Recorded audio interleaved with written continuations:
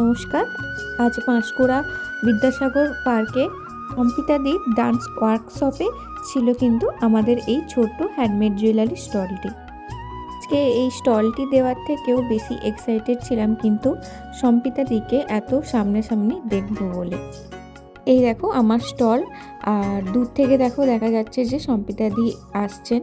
তো খুব সামনে থেকে কিন্তু দিদিকে আজকে প্রথমবার দেখলাম। এতদিন দিদিকে কিন্তু ভিডিওতেই দেখতাম, কত সুন্দরভাবে কথা বলতো।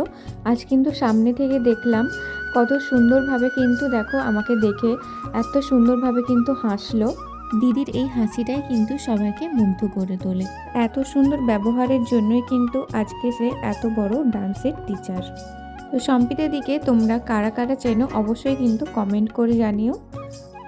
আর আজকের আমার স্টলে কিন্তু এই ক্লের জুয়েলারিগুলো ছিল, বিভিন্ন রকমের জুয়েলারি ছিল।